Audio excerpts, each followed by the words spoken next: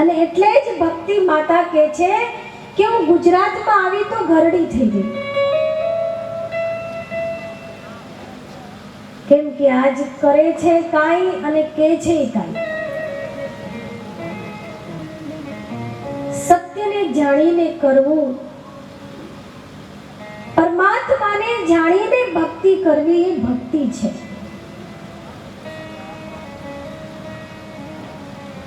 અને એટલે જ કીધું છે ज्ञानी को पंजाब भला और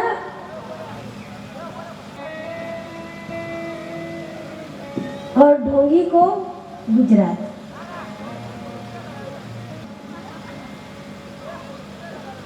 પણ લખ્યું છે આ દોહામાં જ્ઞાની કો પંજાબ और ढोंगी को गुजरात. એટલે હશે તો જ કોઈએ કીધું હશે, અને કહેવત એમનેમ ના બને. કંઈક કોઈએ જોયું હશે, કોઈ ચાલ્યું હશે અને છે આજે અમે જોયું છે અમારી આંખથી, અનુભવ છે કે કેવું કેવું અસત્ય ચાલી રહ્યું છે, કેવો ઢોંગ ચાલી રહ્યો છે, એનો અનુભવ કર્યો છે. એટલે ભક્તિ ગુજરાતમાં ગરડી થઈ ગઈ છે. ભક્તિ માતા કહે છે હું ગુજરાત ગઈ તો ગરડી થઈ ગઈ, પણ જ્યારે હું વૃંદાવન આવી તો વૃદ્ધમાંથી હું તો જવાન બની, પણ મારા બંને પુત્ર છે જ્ઞાન અને વૈરાગ્ય, એ હજી વૃદ્ધ છે અને બેસુદ્ધ છે.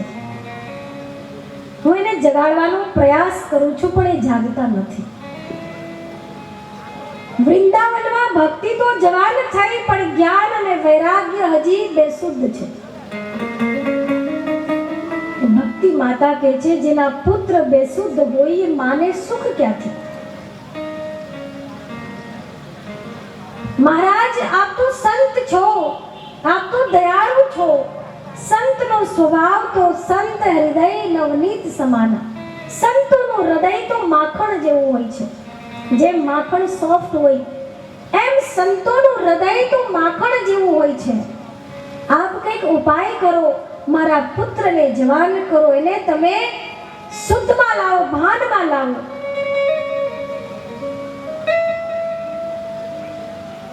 ત્યારે નારદજીએ જ્ઞાન અને વૈરાગ્યના કાનમાં અનેક શ્લોક બોલ્યા છે. વેદના શ્લોકનું ઉચ્ચારણ કર્યું છે અને એ શ્લોકના પ્રભાવથી જ્ઞાન અને વૈરાગ્ય જાગૃત તો થયા, આંખ ખોલી પણ તરત પાછા બેસુદ્ધ થઈ જાય છે. એનો મતલબ કે જીવનમાં જ્ઞાન અને વૈરાગ્ય છે તો ખરા, પણ સુષુપ્ત છે, સૂતેલો છે. સત્સંગમાં જઈએ ત્યારે થોડુંક જાગી, હે ને? સત્સંગમાં બેસીએ ત્યારે એમ થાય બસ હવે તો ભક્તિ જ કરવી, જ કાંઈ જ નથી કરવું. પણ જેવા જ આ ગ્રાઉન્ડની બહાર જાય ને એટલે પાછા હોતું હશે આ બધું, નવરા છે બધાય. દુઃખ આવે, સંકટ આવે ત્યારે એમ થાય કે હવે આ બધું છોડી જ દેવું છે. પતિ પત્નીમાં ઝઘડો થાય ને એટલે એમ થાય ને આના કરતા સાધુ બની જવું સારું, ઝંઝટ નહીં.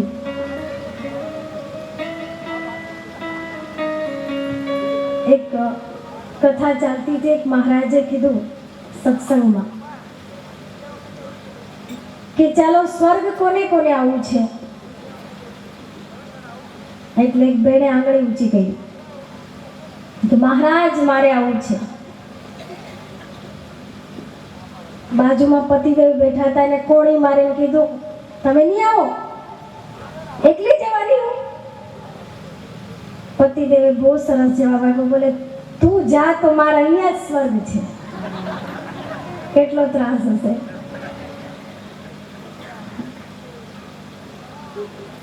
પતિ પત્નીમાં ઝઘડો થાય ત્યારે વૈરાગ આવે કે આના કરતા તો બાવો બની જવું સારું. સાધુ ના કે બાવો કે બાવો બની જાવ સારું. અને જાય પણ ઘરની બહાર પણ નીકળે અને રેલવે સ્ટેશનથી પાછા આવે કે અરે હું જતો રહીશ તો ઘરનું શું થશે. વૈરાગ જ્ઞાન છે તો ખરા પણ સુસુપ્ત છે, એટલે ક્યારેક જાગૃત થાય છે, પાછા સૂઈ જાય છે. નારદજીએ પ્રયાસ કર્યા, શ્લોક સંભળાવ્યા, જ્ઞાન અને વૈરાગ્ય જાગ્યા પણ તરત સૂઈ જાય છે. નારદજીને પણ ચિંતા થવા લાગી કે હવે હું શું કરું. એટલે બદ્રિકાશ્રમ જાય છે. બદ્રીનાથમાં જઈને ભગવાનનું ચિંતન કરતા હતા, ત્યાં સનત કુમારો આવ્યા છે. સનત કુમારોએ નારદજીને જોયા એટલે નારદજીને પૂછે છે કે કેમ ઉદાસ છો. નારદજીએ બધી કથા સંભળાવી કે જ્ઞાન અને વૈરાગ્યને જાગૃત કરવા છે, શું કરું. ત્યારે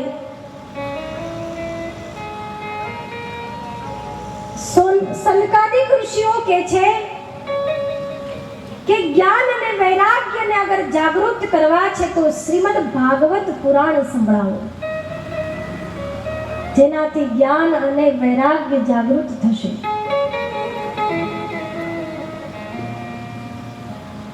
અને નારદજીએ હરિદ્વાર સમીપ આનંદ ઘાટ પર આ કથા ચાલી છે 7 દિવસ સુધી. હરિદ્વારની અંદર જ્યાં ભક્તિ દેવી એના બંને પુત્રને લઈને આવે છે, હરિદ્વારની અંદર આનંદ ઘાટ પર અનેક ઋષિઓ બેઠેલા છે. ત્યાં નારદજીએ શ્રીમદ ભાગવત પુરાણ સંભળાયું છે.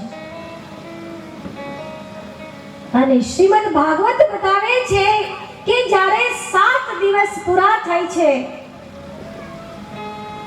અને જ્ઞાન અને વૈરાગ્ય આળસ મરડીને ઊભા થઈ ગયા છે. જો ભાગવતનો કેટલો પ્રભાવ છે.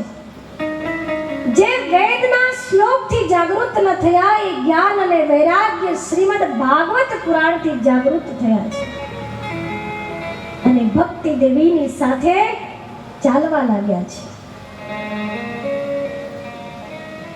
સજનો, જીવનમાં ભક્તિ તો છે પણ જ્ઞાન અને વૈરાગ્ય વગરની ભક્તિ આંધળી છે. આજ આપણે ભક્તિ તો કરીએ છીએ, વ્રત કરીએ, જપ કરીએ, તપ કરીએ, ઉપવાસ કરીએ, ભગવાનના નામ પર ઘણું કરીએ છીએ, પણ કીધું જ્ઞાન અને વૈરાગ્ય વગરની ભક્તિ અધૂરી છે. જીવનમાં જ્ઞાન જોઈએ, વૈરાગ્ય જોઈએ. અને એટલે જ ભક્તિ તો જાગેલી છે પણ જ્ઞાન અને વૈરાગ્ય સુષુપ્ત હતું. અને નારદજીએ શ્રીમદ ભાગવત સંભળાવી તો જ્ઞાન ભક્તિની સાથે વૈરાગ્ય ઊભા થઈ જાય છે. આ ભાગવતનો પ્રભાવ છે. કહેવાનો મતલબ કે જ્યાં સુધી હૃદયમાં ઈશ્વરનું જ્ઞાન નથી, જ્યાં સુધી જીવનમાં વૈરાગ્ય નથી, ત્યાં સુધી ભક્તિમાં સફળતા મળતી નથી. એટલે સંતો મહાપુરુષો કહે છે કે અંતર આત્મામાં જાઓ, આત્માને જાણો, હૃદય મંદિરમાં જાઓ, જ્ઞાનને પ્રાપ્ત કરો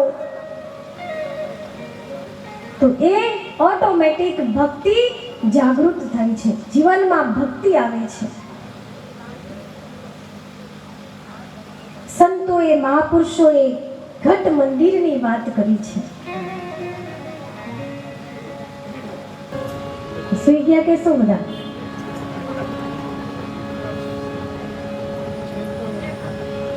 અવાજ જ નથી આવતો ને ખબર નહીં ઘરેથી નિયમ લઈને આવ્યા લાગે છે કથામાં જેમ બોલવાનું નહીં, પણ એને બોલવાનું તો છે જ નહીં, મારે જ બોલવાનું છે. તમારે તો ખાલી જવાબ આપવાનો છે. ભગવાન છેટા નથી જાણતા એટલે ભગવાનને દૂર સમજીએ છીએ. વાસ્તવમાં તો સૌથી નજદીક અગર જીવની કોઈ હોય તો એ પરમાત્મા છે.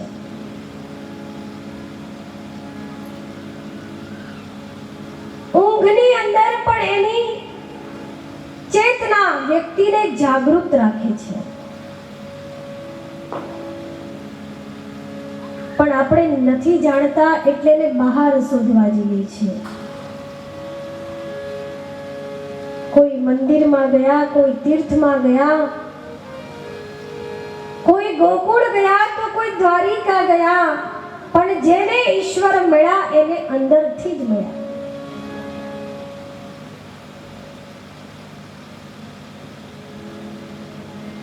એટલે સાચી ભક્તિ એ છે કે જે અંતર આત્માને જાણીને વ્યક્તિ સાધના કરે તો એને ભક્તિમાં સફળતા મળે છે. આ જ સંદર્ભમાં સુતજી મહારાજે ધુંધકારીની કહાની સંભળાવી કે તુંગભદ્રા નદીના કિનારે એક આત્મદેવ નામે એક બ્રાહ્મણ રહેતા હતા,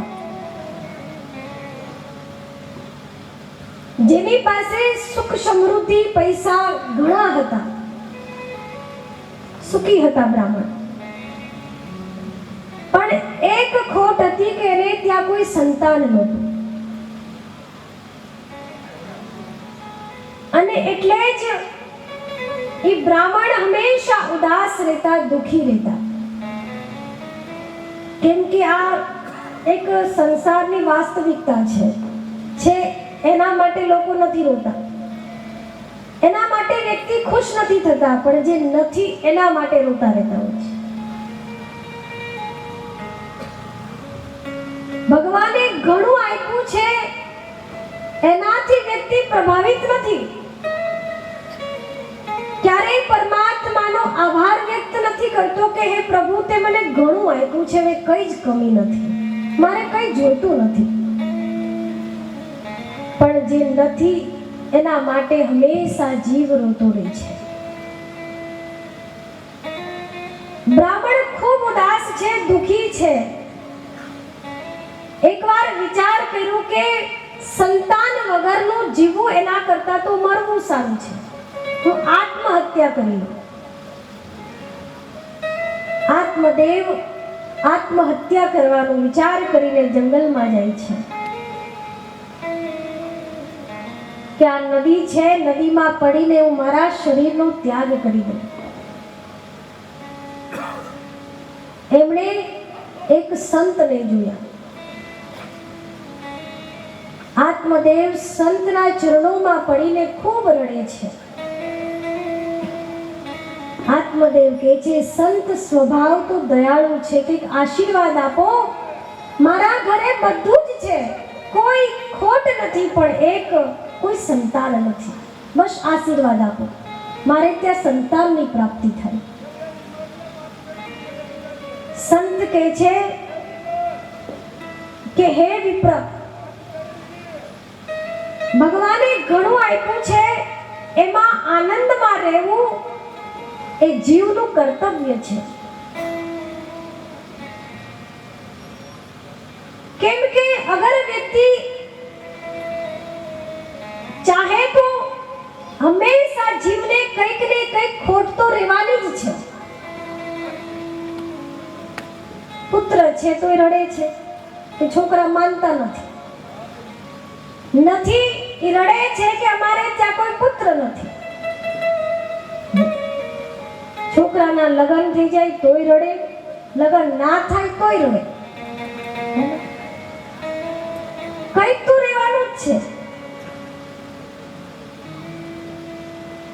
મણની ગુણ ખરીદી શકે એ ઉચકી ના શકે, ઉચકી શકે ખરીદી ના શકે. તમારા જેવા શેઠ 20 મણની ગુણ ખરીદી શકે છે પણ ઉચકી નહીં શકો. એના માટે કોઈ બહારથી મજૂર બોલાવવો પડશે, અને મજૂર ઉચકી શકે છે એ ખરીદી નથી શકતો. કંઈક તો ખોટ રહેવાની જ છે સમાજમાં. એટલે સંત કહે છે કે જે ભગવાને આપ્યું છે એમાં ખુશ રહેવું. અનુકૂળ પરિસ્થિતિ, પ્રતિકૂળ પરિસ્થિતિ, આવું જવું એ તો પાર્ટ ઓફ લાઈફ છે, પણ હર પરિસ્થિતિમાં પ્રસન્ન રહેવું એ આર્ટ ઓફ લાઈફ છે. એક જીવન જીવવાની કળા છે, અને આ કળા કેવલ સત્સંગથી આવે, બાકી ના આવે. સત્સંગથી જોડાયેલો છે એ વ્યક્તિ હર પરિસ્થિતિમાં ખુશ રહે છે, ચાહે ગમે તેવી પરિસ્થિતિ આવે. સુખ અને દુઃખ તો ધૂપ અને છાવની બરાબર છે, આવે છે ને જાય છે. પણ ભક્ત એ છે કે હર પરિસ્થિતિમાં પ્રસન્ન રહે. જેમ નરસિંહ મહેતા, પુત્ર મરી ગયો, પત્ની મરી ગઈ, તોય ભલું થયું ભાંગી, જંજાળ સુખે ભજીશું શ્રી ગોપાલ. સારું થયું, ઝંઝટ ગઈ. હોત તો ચિંતા રહેત કે ભાઈ એનું ભરણ પોષણ કરવું, સુખ દુઃખ આવે તો થોડી ચિંતા થાય, પણ સારું થયું ગયા આવે એટલે હવે શાંતિથી ભગવાનનું ભજન કરીશું. આ ભક્તનું જીવન છે. સુખ આવે, દુઃખ આવે, હર પરિસ્થિતિમાં, ચાહે પત્ની તુફાન જેવી હોય કે ચાહે સારી હોય, હર પરિસ્થિતિમાં ખુશ રહે.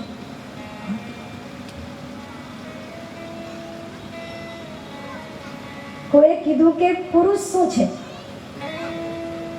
તે કે મરચા જેવો તીખો, હંમેશા નાક ઉપર જ ગુસ્સો હોય, મરચા જેવા તીખા.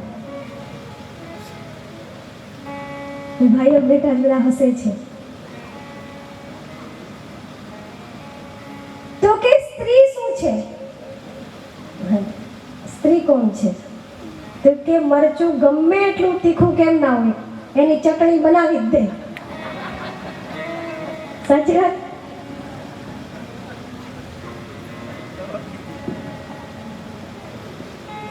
ગમે એટલું તીખું કેમ ના હોય, ભલે બહાર પાવર કરતા હોય પણ ઘરમાં તો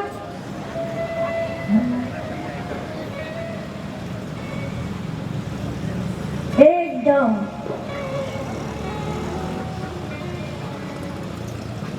ચા ગરમ નથી તો બેન બહાર આવે વાંધો નહીં, ઠંડી પી લઈશ ચાલશે. એક ભાઈ કીધું ને, પેલો એક જગ્યાએ દરવાજાનો પેલો હેન્ડલ નીકળી ગયું હતું, એટલે ભાઈ જોરથી બોલ્યા ગયા, કોણે કાઢ્યું, કોણે કાઢ્યું, કોણે તોડી નાખ્યું? ત્યાં બેન બહાર આવ્યા કે મેં તોડ્યું છે. કેમ? કે તો વાંધો નહીં, બીજું લઈ આવશે.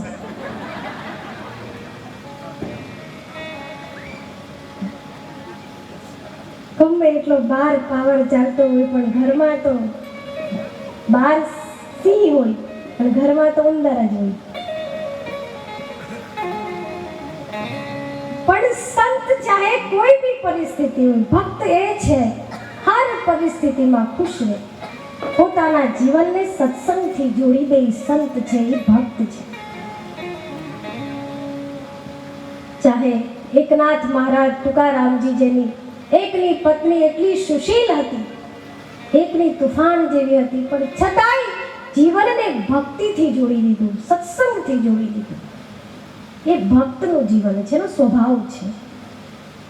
હર પરિસ્થિતિમાં વ્યક્તિએ પોતાના જીવનને સત્સંગથી જોડી દો, ભક્તિથી જોડી દો. કેમ કે આ જ જીવન જીવવાની કળા છે, આર્ટ ઓફ લાઈફ છે.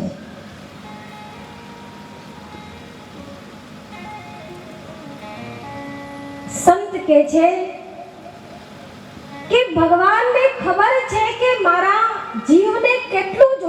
છે એટલું જ આપે છે. હે બ્રાહ્મણ દેવતા, અગર અધિકની આકાંક્ષા કરશો તો એ વસ્તુ તમને દુખી કરશે. માટે તમે આશા છોડી દો સંતાનની. કેમ કે તમારા જીવનમાં સંતાનનું સુખ નથી. અગર હોત તો પરમાત્માએ તમને આપી દીધું હોત, પણ અગર નથી આપ્યું અને છતાંય કદાચ આશીર્વાદથી મળી પણ જશે, પણ એ સંતાન તમને સુખ નહીં આપે. માટે પરમાત્માનું ભજન કરો. પણ આત્મદેવ કહે છે, અગર તમે મને આશીર્વાદ નહીં આપો તો તમારી સામે જ આત્મહત્યા કરી લઈશ અને એનું પાપ તમને લાગશે. ખૂબ જીદ કરે છે અને એટલે જ સંતે એક ફળ આપ્યું. આત્મદેવને કહે છે, આ ફળ તારી પત્નીને ખવડાવી દેજે. આત્મદેવ ફળ લઈને ઘરે આવે છે. એની પત્ની હતી ધૂંધલી, કર્કશ સ્વભાવની, આળસુ હતી. અને જે ઘરમાં સ્ત્રી આળસુ હોય એ ઘરમાં કોઈ દી લક્ષ્મી ના આવે. યાદ રાખજો. એક નારી ચાહે તો ઘરને સ્વર્ગ બનાવી શકે છે, એક નારી ચાહે તો ઘરને નરક બનાવી શકે છે. નારીનું જીવન કેવું હોવું જોઈએ? સુશીલ સ્વભાવ, સરળ સ્વભાવ અને ઘરને સ્વચ્છ રાખે. ધૂંધલી આળસુ હતી, કર્કશ સ્વભાવની હતી. આત્મદેવે ફળ તો આપ્યું, પણ વિચાર કરવા લાગી કે આ ફળને હું ખાઈશ, ગર્ભ રહેશે, કેટલી પીડા સહન કરવી પડશે. ગામમાં ચોર આવશે તો બધા તો ભાગીને નીકળી જશે, પણ હું તો કેવી રીતના ભાગી શકીશ? અનેક પ્રકારથી વિચાર કરે છે. આવી પીડા મારે નથી ભોગવવી. એની બેનને વાત કરે છે. એની બેન કહે છે, તું ચિંતા ના કર, મારે ત્યાં સંતાનની પ્રાપ્તિ થવાની છે, તું મને થોડા પૈસા આપી દેજે, હું તને સંતાન આપી દઈશ. બંને સોદો કરી લીધો. ધૂંધલી થોડા દિવસ એના બેનના ઘરે રહેવા જતી રહી. જ્યારે એના બેનના ઘરે પુત્રનો જન્મ થયો તો ધૂંધલીએ ખૂબ પૈસા આપી દીધા અને પુત્રને લઈને આવે છે. આત્મદેવને કહે છે કે આ પુત્રનો જન્મ થયો છે અને ધૂંધલીએ જે ફળ હતું એ ગાયને ખવડાવી દીધું, એટલે ગાયે પણ એક પુત્રને જન્મ આપ્યો. જેનું શરીર મનુષ્યનું હતું પણ એના કાન ગાયના હતા, એટલે એનું નામ ગોકર્ણ રાખ્યું. કેમ કે ગાય જેવા કાન હતા એટલે આત્મદેવે એનું નામ ગોકર્ણ પાડ્યું. અને ધૂંધલીનો પુત્ર થયો એટલે એનું નામ ધુંધકારી રાખ્યું. પણ બંનેના સ્વભાવ વિચિત્ર હતા, એકદમ અલગ હતા. જે સંતના આશીર્વાદથી જે સંતાન થયું, ગોકર્ણજી ભક્ત પરાયણ હતા અને ધુંધકારી એટલો વિપરીત થયો. નાનપણથી જ ચોરી કરવી, લૂંટફાટ કરવી, લોકોને પરેશાન કરવા એનો સ્વભાવ બની ગયો હતો. આખા ગામમાંથી એની ફરિયાદ આવવા લાગી. આત્મદેવ એના વર્તનથી પરેશાન થઈ જાય છે. પુત્રને ઘણું સમજાવવાનો પ્રયત્ન કરે છે, પણ છતાંય પુત્રના કર્મો એટલા ખરાબ થતા ગયા, હિંદ થતા ગયા. છેલ્લે આત્મદેવ ને એક દિવસ ગોકર્ણજી સમજાવે છે. ગોકર્ણ કહે છે કે પિતાજી, સંસાર તો આ પરિસ્થિતિથી ઘેરાયેલો જ છે, ક્યાંય સુખ નથી, એટલે તો એને સંસાર કીધો છે, જેમાં કોઈ સાર નથી. અને આ સંસારને પકડીને તમે બેઠા છો. કાળ આવે એ પહેલા ઘરનો ત્યાગ કરવો એ બુદ્ધિમાની છે. નહીતર કાળ એક દિવસ ધક્કો મારીને બહાર કાઢશે. હે પિતા, સંસાર તો એવો છે કે જેમ કૂતરો હોય હાડકાને ચાવે છે. કૂતરાને એમ થાય છે કે મને આમાંથી રસ મળે છે, પણ એને ખબર નથી કે આ રસ હાડકામાંથી નથી મળતું, પણ આ રસ છે ને એના લોહી, એના દાંતમાંથી, પેઢામાંથી લોહી નીકળે છે, એ જ રસ નીકળી રહ્યું છે. હે પિતાજી, આ માનવની પરિસ્થિતિ છે. માનવને એમ કે આ સંસાર મને સુખ આપશે, મને આનંદ આપશે, મને શાંતિ આપશે, અને એટલે જ એમાં ફસાતો જાય છે, ચાવતો જાય છે, પણ એને ખબર નથી કે આ સંસાર મને એક દિવસ ખતમ કરી નાખશે.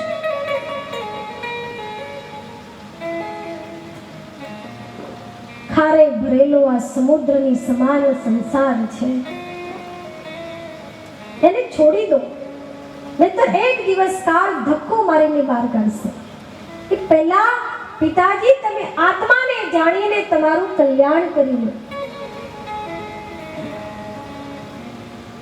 જેમ ટ્રેન હોય, ટ્રેનમાં અગર વ્યક્તિ મુસાફરી કરે છે તો અનેક મિત્રો મળી જાય છે. બાજુમાં બેસે, વાતચીત કરો એટલે મિત્ર બની જાય છે. એનું સ્ટેશન આવે તો ઉતરી જાય છે, બીજું સ્ટેશનથી બીજો વ્યક્તિ ચડે છે, એ મિત્ર બને છે. એનું સ્ટેશન આવે એટલે એ ઉતરી જાય છે. આવો આ સંસાર છે. સંસારમાં જીવ ચાલતો રહે છે. ક્યારેક પત્ની મળી, એનો સમય આવ્યો, એનું સ્ટેશન આવ્યું તો પત્ની છોડીને ગઈ. માતા પિતા આવ્યા જીવનની અંદર, એનું સ્ટેશન આવ્યું તો માતા પિતા છોડીને વહી ગયા. પુત્ર પરિવાર, આમ આ સંસારમાં લોકો મળતા જાય છે ને છોડતા જાય છે. આ સંસારની વાસ્તવિકતા છે. એનો ત્યાગ કરો. જે ગોકર્ણજીએ આત્મદેવને જે સમજાવ્યું છે એ ગોકર્ણ ગીતા કહેવાય. બહુ સુંદર જ્ઞાન આપ્યું છે આત્મદેવને. આત્મદેવ સંસારનો ત્યાગ કરીને જંગલમાં જાય છે, સાધના કરે છે. આ બાજુ ધુંધકારીને હવે કોઈ કહેવા વાળું ના રહ્યું. એના કર્મો વધતા ગયા. 5 વેશ્યાઓને ઘરમાં લાવે છે અને એના ઈચ્છાઓને પૂરી કરવા માટે અનેક ઘરોમાં ચોરી કરવા લાગ્યો. એકવાર રાજાના ઘરમાં ચોરી કરી. રાજાના ઘરમાંથી ચોરી કરીને ખૂબ ધન લાવ્યો. વેશ્યાઓએ વિચાર કર્યો કે જો અગર રાજા ની આગળ અગર આ પકડાઈ જશે તો આપણે પણ ફસાઈ જશું, આપણને પણ રાજાની સાથે જેલમાં નાખશે. એના કરતા એને મારી નાખીએ. 5 ગણિકાઓ મળીને ધુંધકારીને મારવાની કોશિશ કરી. એને બાંધી દીધો દોરડાથી. દોરડાથી બાંધીને એના ઉપર અંગારા નાખે છે. દેતવા ગરમ ગરમ એના મોઢા ઉપર નાખ્યા, છતાંય પણ ધુંધકારી મરતો નથી. ત્યારે એને જોરથી ઊંડા કૂવાની અંદર ફેંકી દે છે અને ધુંધકારીનું મોત થયું છે. કર્મ ખરાબ હતા એટલે ધુંધકારી મર્યા પછી પ્રેત બને છે, ભૂત બને છે. ભટકવા લાગે છે એની આત્મા. ભાઈને ખબર પડી કે મારા ભાઈનું મૃત્યુ થયું છે તો ગોકર્ણજીએ એની પાછળ અનેક કર્મ કર્યા. પિંડ દાન કરાયું, ગયામાં જઈને શ્રાદ્ધ કરાયું, અસ્થિ પધરાવ્યા ગંગાજીમાં, છતાંય પણ એની આત્માને સદગતિ ના મળી. પ્રેત બનીને ભટકે છે. એકવાર ગોકર્ણજી પોતાના ખંડમાં સૂતા હતા. એ સમયે ભયંકર આકૃતિ એની સામે આવે છે. ગોકર્ણજી કહે છે કે તું કોણ છે? કહે છે હું ધુંધકારી છું, તારો ભાઈ છું, પ્રેત બનીને ભટકું છું. ત્યારે ગોકર્ણ કહે છે કે મેં તારી પાછળ તો ઘણું કરાયું છે, છતાંય તારો ઉદ્ધાર નથી થયો. ત્યારે ગોકર્ણજી ને ધુંધકારી કહે છે કે ભાઈ મારું શરીર મને ખૂબ બાળે છે, મને ક્યાંય શાંતિ નથી મળતી, હું ભટકું છું, મારી આત્માને તું સદગતિ કરાવ, એના માટે કંઈ કર્મ કર. ત્યારે ગોકર્ણજી રોજ સવારમાં સૂર્યનારાયણ ભગવાનને અંજલિ આપતા હતા, જળ ચડાવતા હતા. સૂર્યનારાયણ ભગવાન ગોકર્ણજીને કહે છે કે તું તારા ભાઈની પાછળ ભાગવત કરાવ, 7 દિવસની શ્રીમદ ભાગવત કરો. અને ગોકર્ણજીએ ભાગવત કથા કરાવે છે. એક 7 ગાંઠ વાળો વાંસ ગાળવામાં આવે છે, એમાં ધુંધકારીની આત્માને પ્રવેશ કરાવે છે. અને કહેવાય છે અનેક લોકો કથાને શ્રવણ કરવા આવે છે. એક દિવસની કથા પૂરી થતી તો એક ગાંઠ ફાટતી, એવું ભાગવતમાં લખ્યું છે. 7 દિવસની કથા પૂરી થઈ, 7 ગાંઠ ફાટે છે. અને લખ્યું છે કે ધુંધકારીને લેવા માટે સ્વર્ગમાંથી વિમાન આવે છે.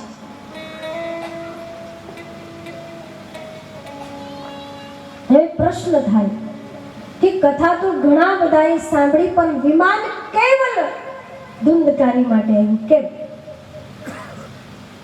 આમાં ભાગવતમાં અડધા તો એટલે જ આવતા હોય કે આપણા માટે વિમાન આવશે, રાહ જોઈને બેઠા છે વિમાનને. એક માજીને મેં પૂછ્યું, મેં માજી કેમ દોડી દોડીને ભાગવતમાં જાઓ તમે? એ કે તમને નહીં ખબર, વિમાન આવે સ્વર્ગમાંથી. સારું માજી, રાહ જોઈને બેસજો, વિમાન આવે ત્યારે અમને કહેજો, લેતા જાજો અમને સાથે. રાહ જોઈને બેઠા છે કે વિમાન આવશે. પણ ધુંધકારીના માટે વિમાન આવ્યું કેમ? કે ધુંધકારીની જે વાસનાઓ હતી એ સમાપ્ત થઈ ગઈ. વાસની ગાંઠ નહીં, વાસનાની ગાંઠ ફાટે તો વિમાન આવે. આપણી અંદર વાસના ભરેલી છે, ઈચ્છાઓ છે. જ્યાં સુધી ઈચ્છા છે ત્યાં સુધી વ્યક્તિને ક્યારેય મુક્ત નહીં થઈ શકે. ઈચ્છા સમાપ્ત થઈ જાય તો મુક્તિ છે. कामनाओं इच्छाओं एक हुआ तो सो की इच्छा सो पाकर भी संतोष नहीं, ऐसी दायनी इच्छा है शरीर का नाश हो जाता है, तृष्णा का नाश कभी नहीं होता. व्यक्ति ની ઈચ્છાઓ રહી જાય છે. મર્યા પછી ને ચાવી જોઈએ, પૈસામાં મન રહી જાય, છોકરામાં મન રહી જાય, પછી દાદા ક્યાં જાય? એ જ ઘરમાં પાછા આવે પણ ઉંદર બની, ભૂંડ બનીને આવે પણ મનુષ્ય બનીને ના આવે. સજનો, ઈચ્છાને પૂર્ણ કરવી એ જ મુક્તિ છે. ઈચ્છા સમાપ્ત થઈ જાય તો મોક્ષ છે. ધુંધકારીની વાસનાઓ સમાપ્ત થઈ ગઈ એટલે એના માટે સ્વર્ગમાંથી વિમાન આવ્યું. ધુંધકારીનો ઉદ્ધાર થયો છે. આવી સુંદર કથા સુતજી મહારાજે શૌનકજીને સંભળાવી. શૌનકજી કહે છે કે હે સુત પુરાણી, પરીક્ષિત તો સ્વભાવથી ધાર્મિક હતા. જેની ગર્ભમાં ભગવાને રક્ષા કરી એવા પરીક્ષિત રાજાએ એક ઋષિના ગળામાં મરેલો સાપ કેમ નાખ્યો? આવું અધમ કર્મ એણે કેમ કર્યું? મારે પરીક્ષિતના જન્મની કથા સાંભળવી છે. સુતજી મહારાજ પરીક્ષિતના પ્રાગટ્યની કથા સંભળાવી જઈ રહ્યા છે.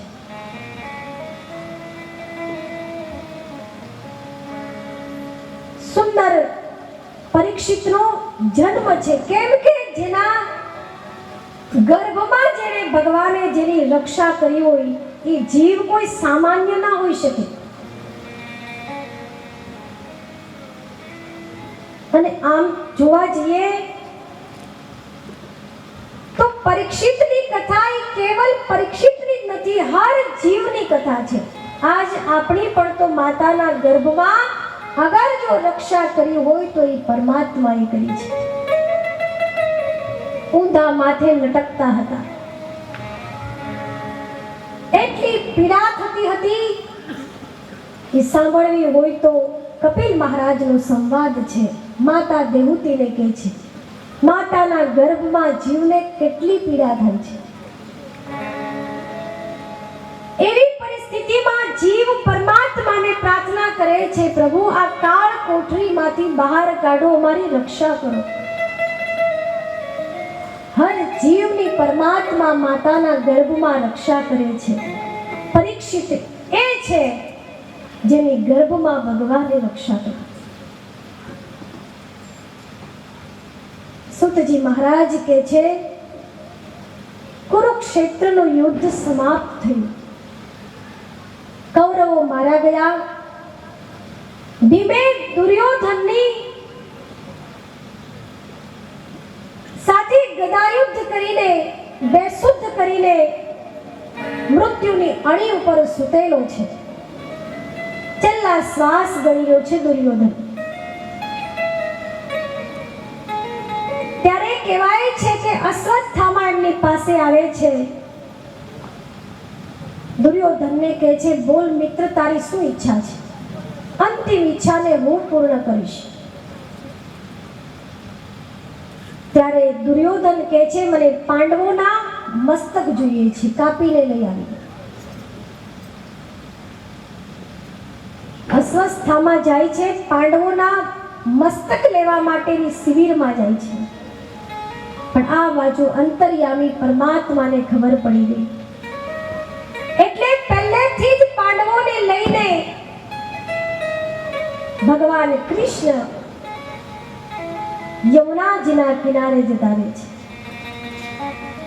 કેમ કે જેને રામ રાખે ને કોણ ચાખે, જેના રક્ષક સ્વયં નારાયણ હોય એ જીવનો કોઈ શું બગાડી શકે. અને વિશ્વાસ હતો. ભગવાન અડધી રાત્રે ઉઠાડીને પાંડવોને લઈ ગયા કે ચલો નદી કિનારે જવું છે, પણ એક પણ પાંડવે પ્રશ્ન ના કર્યો કે આટલી રાત્રે. કેમ કે ભગવાન ઉપર ભરોસો હતો, એમને વિશ્વાસ હતો. અને જ્યાં વિશ્વાસ છે એનું સર્વસ્વ કામ ભગવાન કરે છે.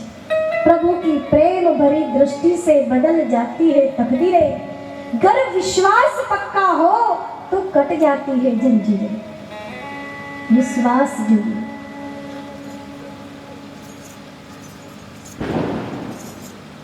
પાંડવોની અંદર એ વિશ્વાસ હતો ભગવાન પ્રત્યે, અને એટલે જ ભગવાન પાંડવોને લઈને જાય છે. આ બાજુ દ્રોણ પુત્ર પાંડવોની શિબિરમાં આવ્યા છે. પાંડવોની જગ્યાએ એ સમયે ભગવાને પાંડવોના 5 પુત્રોને સુવડાવી દીધા હતા. અને અંધારામાં દ્રોણ પુત્ર આવે છે અને પાંડવોની જગ્યાએ સુતેલા પાંડવોના 5 પુત્રના મસ્તક કાપીને દુર્યોધનની પાસે લઈને આવે છે. દુર્યોધનને કહે છે, લે આ 5 પાંડવોના મસ્તક કાપીને લઈને આવ્યો છું મિત્ર. દુર્યોધન કહે છે, મને ભીમનું મસ્તક આપ. જ્યાં મસ્તક આપે છે, દુર્યોધને હાથમાં લીધું ને ત્યાં જ કહી દીધું આ ભીમનું મસ્તક ના હોઈ શકે. કેમ કે હું એને ઓળખું છું. જ્યાં જોયું તો પાંડવોના 5 પુત્રો હતા. સવાર પડ્યું, જ્યાં ખબર પડી દ્રૌપદી ખૂબ રડે છે, કેસ ખુલ્લા છે. પુત્રોના શવને લઈને દ્રૌપદી એટલું રુદન કરે છે. અર્જુનને કહે છે કે જેણે મારા પુત્રની હત્યા કરી છે, મને એનું મસ્તક જોઈએ, તમે લાવીને આપો. અર્જુનને ખબર પડી કે ગુરુ પુત્ર દ્રોણ પુત્રએ મારા 5 પુત્રોને માર્યા છે.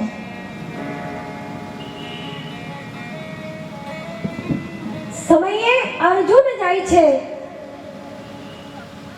અને બ્રહ્માસ્ત્ર છોડે છે. આ બાજુ અસ્વસ્થામાં પણ બ્રહ્માસ્ત્ર છોડે છે. બંનેના બ્રહ્માસ્ત્ર ટકરાય છે. ખૂબ અગ્નિ પ્રગટ થયો છે. ત્યારે વેદો વ્યાસજી કહે છે કે આનાથી ઘણી હાનિ થશે, જીવ હત્યા થશે, માટે આ બાણને રોકો. દુર્યોધનને તો બ્રહ્માસ્ત્ર પાછું લેતા આવડતું હતું, પણ અસ્વસ્થામાને આવડતું નહોતું. દુર્યોધન અર્જુન પોતાની શક્તિથી બ્રહ્માસ્ત્રને દિશા બદલી નાખે છે અને બ્રહ્માસ્ત્રથી અસ્વસ્થામાને બાંધીને લઈને આવે છે. અને દંડ આપવાનો અધિકાર કેવલ માતાને છે, કેમ કે પુત્ર પ્રત્યે અધિક સ્નેહ અગર કોઈ હોય તો માતાને હોય છે. દ્રોણ પુત્રને બાંધીને અર્જુન લાવે છે દ્રૌપદીની સામે. જો આવી પરિસ્થિતિમાં પણ વિવેક ના ચૂકે એ અર્જુન છે. નતર જેના 5 પુત્રોને માર્યા હોય એને જીવતો રાખે, પણ છતાંય અર્જુન વિચાર કરે છે આ તો ગુરુ પુત્ર છે અને એમ પણ બ્રાહ્મણ છે, બ્રાહ્મણની તો હત્યા કરવી જ ના જોઈએ. આ ક્ષત્રિય હતા. અર્જુન બાંધીને લાવે છે દ્રૌપદીની સામે કે તું બતાવ આને શું દંડ આપે. દ્રૌપદી પ્રણામ કરે છે.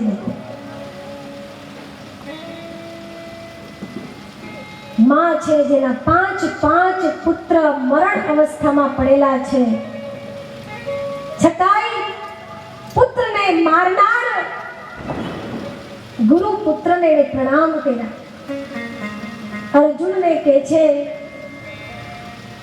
કે એણે તો આવું અધમ કર્મ કર્યું, પણ આપણે આવું અધમ કર્મ કરવું નથી. કેમ કે ગુરુ માતાની પાસે તો આ એક જ એનો પુત્ર છે. દ્રોણાચાર્ય તો યુદ્ધમાં માર્યા ગયા. અગર ગુરુ માતાની પાસે અગર કોઈ હોય તો કેવલ આ એનો એક પુત્ર છે. મારી પાસે તો મારા 5 પતિ છે, પણ ગુરુ માતા પાસે તો કોઈ જ નથી. માટે એને મારો નહીં, પણ મોતની સમાન કોઈ સજા કરો. તો મોતની સમાન સજા શું હોય? અપમાન. અપમાન કરો ને, જેની બહુ પ્રતિષ્ઠા હોય એનું તમે અપમાન કરી દો ને એટલે મારવા બરાબર એને લાગે. જેમ સાપ હોય એનું મણી છીનવી લેવું, લોભીનો 1 રૂપિયો લઈ લેવું. લોભી હોય ને 1 રૂપિયો પણ તમે લઈ લો ને એટલે બાપ રે બાપ. એક બહુ કંજૂસ શેઠ હતા. એકવાર અનાથ આશ્રમ વાળા એની પાસે ફાળો માંગવા ગયા. અને એકદમ કંજૂસ ફાળો માંગવા ગયા. ટ્રસ્ટીઓએ કીધું ભાઈ અનાથ આશ્રમ ચલાવીએ છીએ કે ફાળો આપો. 2 છોકરા આપી દીધા મારા કે લઈ જવા. આ કંજૂસ. અને 1 રૂપિયો એનો જાય તો એને કેટલું લાગે? કંજૂસનું જેમ ધન છીનવી લેવું, સાપની જેમ મણી છીનવી લેવી અને બ્રાહ્મણની ચોટી કાપવી અપમાન છે. બ્રાહ્મણ ચોટી રાખે ને, કાપી નાખો. અસ્વસ્થામાની ચોટી કાપી નાખે છે. જન્મ જાતિ મણી લઈને એ ઉત્પન્ન થયેલો હતો, જન્મ થયેલો હતો મણીની સાથે, તો એની મણી છીનવી લેવામાં આવે છે. એની મણી છીનવાઈ ગઈ તો તેજહીન થઈ ગયો, એનું તેજ જતું રહ્યું. આવું ભયંકર અપમાન. અને એ અપમાન એનાથી સહન નહીં થયું કે આનો બદલો લઈશ. હજી બદલાની ભાવના નથી. અને બદલો લેવા માટે એને બ્રહ્માસ્ત્ર છોડ્યું, ક્યાં? ઉત્તરાના ગર્ભમાં છોડ્યું છે કે પાંડવોનો વંશને સમાપ્ત કરી. 5 પાંડવોના પુત્રો તો માર્યા ગયા. હવે એક એનો વંશ છે જે ઉત્તરાના ગર્ભમાં અભિમન્યુનો પુત્ર છે, એને મારી નાખું તો પાંડવોનો વંશ જ સમાપ્ત થઈ જશે. ગર્ભમાં બાણ છોડે છે અને ઉત્તરાના ગર્ભમાં બળવા લાગે છે. ત્યારે કહેવાય છે કે ઉત્તરા ભાગતી ભાગતી દોડતી દોડતી ભગવાન કૃષ્ણની શરણમાં આવે છે. પ્રશ્ન થાય કે ઉત્તરા કેમ ભગવાન કૃષ્ણની જ પાસે ગઈ? યુધિષ્ઠિર મહારાજ હતા, એમના સસરા અર્જુન હતા, ગદાધર ભીમ હતો, છતાંય ભગવાન કૃષ્ણની શરણમાં ગઈ. કેમ? કેમ કે એકવાર દ્રૌપદીએ કીધું હતું કે હે ઉત્તરા, જ્યારે તારા જીવનમાં કોઈ સંકટ આવે, કોઈ દુઃખ આવે, ત્યારે તું કોઈની પાસે સહાયતા ન માંગતી, કેવલ ભગવાનની પાસે જાજે. કેમ કે મારા ઉપર વીતી ગયેલી છે. આ મારી અનુભૂતિ બોલી રહી છે કે જ્યારે ભરી સભામાં મારા ચીરહરણ થઈ રહ્યા હતા, ત્યારે મારા 5 પતિ બેઠેલા હતા. જે ગદાધર, જે ગાડી ઉધારી, જે ધર્મ ધુરંધર, એવા 5 પતિ બેઠેલા હતા, છતાંય મારી રક્ષા કોઈએ ના કરી.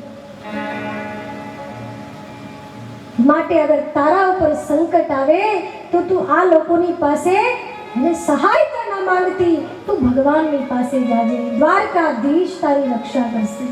એટલે ઉત્તરા જાણતી હતી, એટલે સીધી ભગવાન કૃષ્ણની પાસે જાય છે.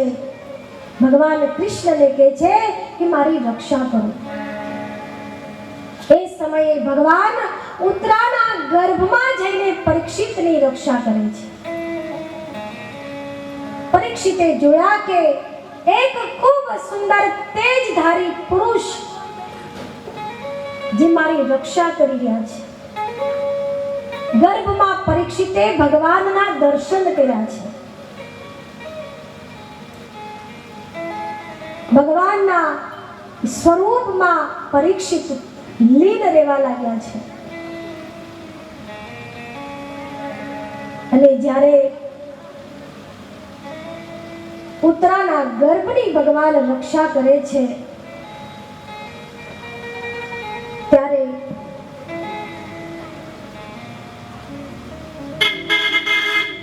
માતા કુંતા ભગવાનને પ્રાર્થના કરે છે કે હે ગોવિંદ,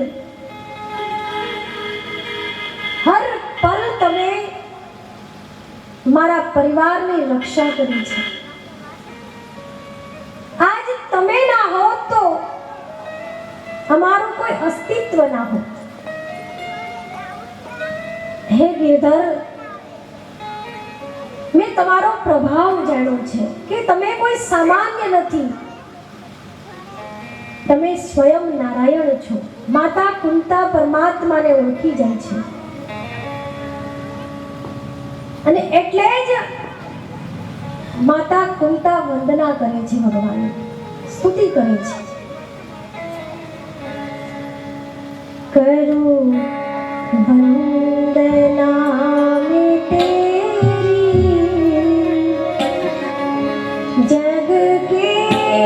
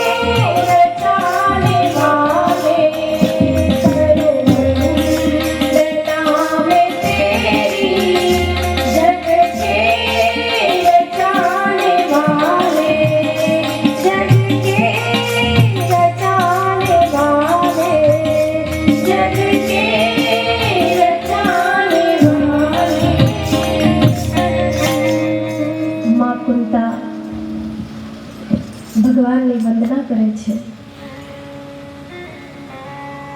ભગવાન માતા કુંતાની ઉપર પ્રસન્ન થયા છે. માં કુંતાને કહે છે, આજ માંગો તમારે શું જોઈએ છે. આજ અતિ પ્રસન્ન છું. માતા કુંતા કહે છે, પ્રભુ અગર આપવા જ તૈયાર છો તો મને દુઃખ આપો. ભગવાન કે આટલું દુઃખ તમને વાલું છે? માતા કુંતા કહે છે, વાલા તો તમે જ છો, પણ પ્રભુ જ્યારે જ્યારે મારા જીવનમાં દુઃખ આવ્યા તો તમે મારી સાથે રહ્યા, મને તમારા દર્શન થયા. આજ જો સુખની ઘડી આવી તો આપ અમને છોડીને ચાલ્યા જાઓ છો. માટે પ્રભુ અગર આપવા જ તૈયાર છો તો દુઃખ આપો, અમને સંકટ આપો. કેમ કે બલિહારી વા દુઃખ કી જો પલ પલ નામ રટાય. હે પ્રભુ, એ દુઃખની બલિહારી છે કે દુઃખમાં અમને તમારી યાદ તો આવે છે. અને સાચે જ આમ ભગવાનની યાદ નહીં આવે, પણ જ્યારે દુઃખ આવે ને ત્યારે અગરબત્તી પૂરી થઈ જાય. એક હારે 5 5 10 10 જાય અગરબત્તી. આમ ભલે ભગવાનની સામે હાથ નહીં જોડતા હોય, પછી ઘંટડીઓ વગાડવાનું ચાલુ થઈ જાય. દુઃખમાં હરી, સુખમાં સોની યાદ આવે છે. સુખ કે માથે સીલ પડે જો નામ હૃદય સે જાય. એ સુખની ઉપર પથરા પડે જે ભગવાનનું ભજન ભૂલાવે છે, એના કરતા તો દુઃખ સારું કે કમસે કમ નારાયણની યાદ તો આવે છે. અને હર વ્યક્તિના જીવનમાં દુઃખ છે, પણ કોઈ રોઈ રોઈને કાપે છે અને કોઈ હસીને પૂરા કરે છે. ભગવાનનો ભક્ત છે એને દુઃખ તો એના જીવનમાં પણ છે. એવું નથી કે જે ભક્તિ કરે છે એના જીવનમાં દુઃખ નથી. દુઃખ દરેકના જીવનમાં છે, પણ ભક્તને દુઃખ પ્રભાવિત નથી કરતું. કેમ કે એને નામનો સહારો છે. તમને ખબર, તપેલી ચૂલા ઉપર રાખી હોય ને તો તપેલીને હાથથી પકડશો તો હાથ દાજી જશે. તો તમે શું કરો છો? હાથમાં કપડું લઈ લઈએ છીએ, આ તો સાણસીથી તપેલાને નીચે ઉતારીએ છીએ. બસ હર વ્યક્તિના જીવનમાં દુઃખ છે, પણ એનો તાપ નથી લાગતો ભક્તને. કેમ કે એ હાથમાં નામરૂપી કપડું લે છે, સાણસી લઈ લે છે. બાકી દરેક વ્યક્તિના જીવનમાં દુઃખ છે. દુઃખથી કોઈ મુક્ત નથી, પણ ભક્ત એ છે, મેં તમને કીધું, હર પરિસ્થિતિમાં જીવતા શીખી જાઓ તો તમે ભક્ત છો.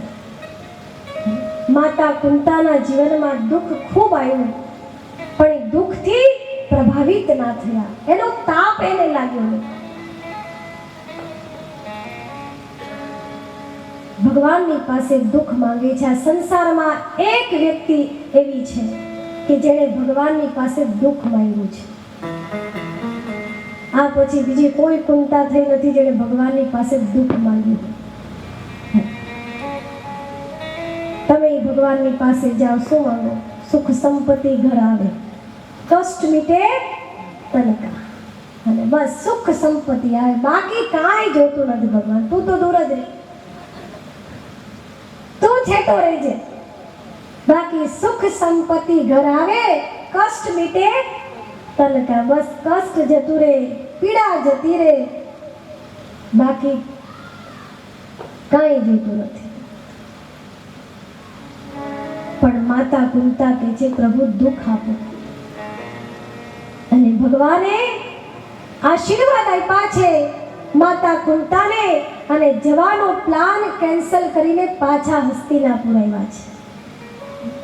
અને ભગવાન હસ્તિનાપુર આવીને સીધા વિશ્વ પિતામહની પાસે જાય છે, જે રાહ જોઈ રહ્યા છે ભગવાન. બહુ સુંદર. વિશ્વ પિતામહ ઉત્તરાયણમાં શરીર પૂરું કરવાના છે. સ્વયં નારાયણ દર્શન આપવા જાય છે. બહુ સુંદર પ્રસંગ છે. દ્રૌપદીને એમ થયું કે ભગવાન ને હું બહુ પ્રેમ કરું છું ને એટલે ભગવાન પાછા આવ્યા. માતા કુંતાને એમ થયું કે મેં ભગવાનની સ્તુતિ કરી એટલે પાછા ભગવાન હસ્તિનાપુર આવ્યા. સુભદ્રાને એમ થયું કે હું એની લાડલી બેન છું એટલે આવ્યા. ભગવાને કહે છે હું કોઈના માટે નથી આવ્યો, હું પાછો મારા ભીષ્મના માટે આવ્યો છું, જે મારી રાહ જોઈ. અંતરનો અવાજ મને બોલાવી રહ્યો છે. અને ભગવાન કુરુક્ષેત્રના મેદાનમાં બાળોની સૈયા પર સૂતેલા ભીષ્મ પિતામહની પાસે સ્વયં નારાયણ દર્શન દેવા ગયા છે. એ પ્રસંગ બહુ સુંદર પ્રસંગ આપણે